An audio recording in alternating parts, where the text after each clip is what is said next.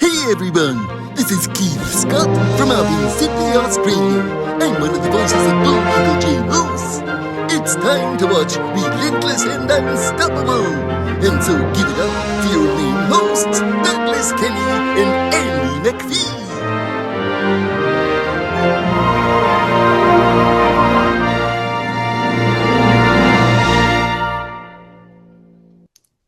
Well, as I said,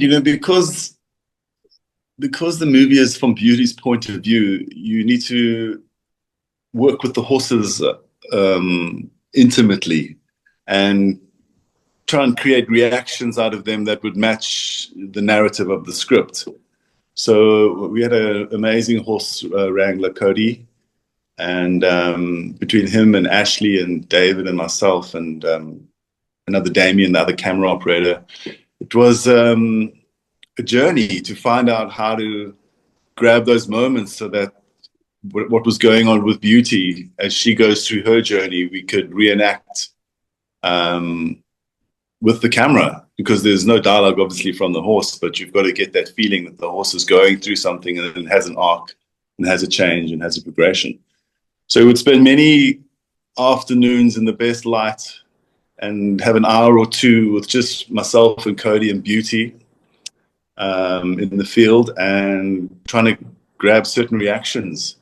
A lot of the things happened live, like there's a scene where Jo, who is Mackenzie, she comes up to meet Beauty for the first time. And Beauty at this point is a wild Mustang and won't let anyone come near her. And she manages to get close to her. So, there's a very special moment there where they sort of accept each other, and which was amazing to be a part of that live visceral. I mean, we would shoot for an hour at a time, or 34 minutes. That was how long the card was. But we would do 34-minute takes where we wouldn't cut the camera, but maybe change lenses 3 times and just keep shooting and, embrace the horse's temperament. And Cody would be there next to me. And he'd often go, okay, she's going to look down now. And then I could tilt down and go to her leg, which would be scratching on the ground, and then tilt up. And then there'd be, you're just looking for those magic moments. You never know when they're going to come and how they're going to appear. But working with such quality people around you, it was an absolute joy. And I don't come from a horse background, but I did grow up on a farm and we had horses and I used to ride. So I've been around horses most of my early life. So I have an understanding of how much they understand of you, how important your body language is and how important your confidence is around them.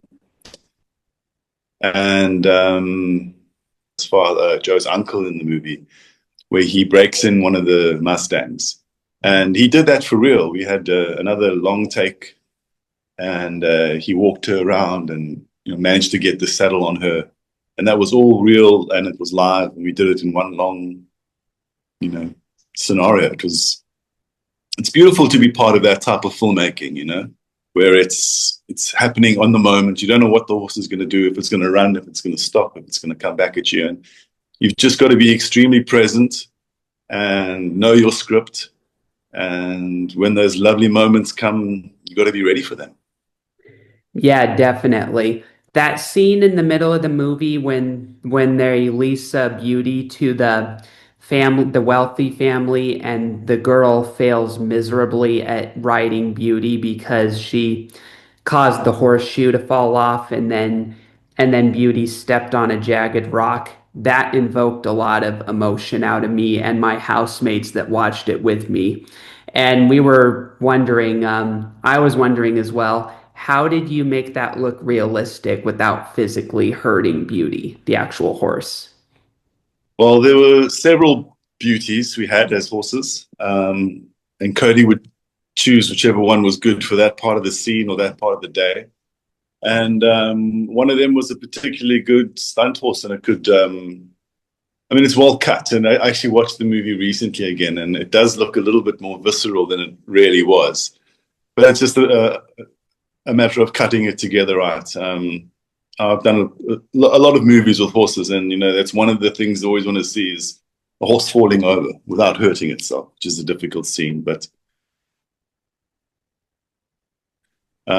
it's a lot of rehearsal and just need the time to get the horse comfortable. And at some point, she did a really great rear and a fall, and we had a stunt rider on her, not the actress, and she did all the action, and then we picked it up again with the horse in the background and then the actress in the foreground, and it looked pretty real.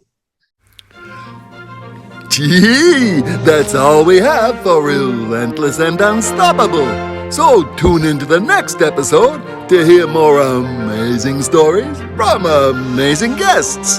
This is Keith Scott from Sydney, Australia, saying so long, and I'm smarter than the average bear. Gee.